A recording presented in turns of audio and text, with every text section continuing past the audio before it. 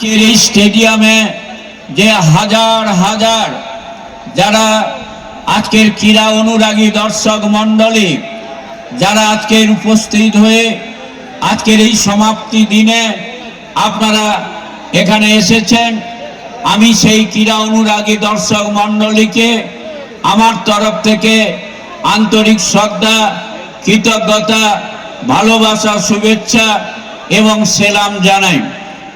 আমি শ্রদ্ধা ও কৃতজ্ঞতা জানাই শ্রী উত্তম দাস, সভাপতি ক্যানিং পঞ্চায়েত সমিতি তথা এই টুর্নামেন্ট কমিটির সভাপতি, তাকেও আমার আন্তরিক শ্রদ্ধা কৃতজ্ঞতা জানাই। তাছাড়া রয়েছেন বিভিন্ন গ্রাম পঞ্চায়েতের প্রধানগণ, রয়েছেন পঞ্চায়েত সমিতির সদস্য, জেলা পরিষদের সদস্যবৃন্দ, রয়েছেন কর্মাধ্যক্ষ থেকে শুরু করে বহু বিদগ্ধ ব্যক্তিবর্গ, তাদেরকেও আমি শ্রদ্ধা কৃতজ্ঞতা জানাই। ফুটবল খেলা আমাদের কাছে একটি প্রিয় খেলা, তাই তো আপনারা জানেন যে আমাদের স্বামী বিবেকানন্দ বলেছিলেন যে গীতা পাঠের চেয়েও ফুটবল খেললে ভগবানের খুব কাছাকাছি যাওয়া যায়।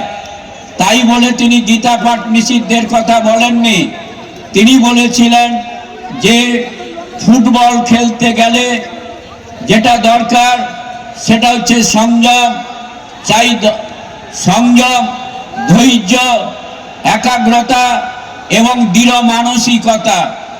তাই সেই জায়গাতে দাঁড়িয়ে আজকের যে ফুটবল খেলা এখন সমাপ্তির পথে, সেই জায়গাতে দাঁড়িয়ে আমি অনুরোধ করব ক্রীড়া অনুরাগী দর্শক মণ্ডলী, আপনারা এই খেলা আপনারা উপভোগ করুন এবং যারা আজকের এই ফাইনাল খেলায় যে দুটি টিম আজকের খেলায় অংশগ্রহণ করেছেন তাদেরকে অনুরোধ করব যে আপনারা মাঠের মধ্যে আপনাদের সেই সংযম, সেই ধৈর্য, সেই একাগ্রতা, সেই দৃঢ় মানসিকতার মধ্য দিয়ে আপনারা এই খেলা সমাপ্তি করবেন।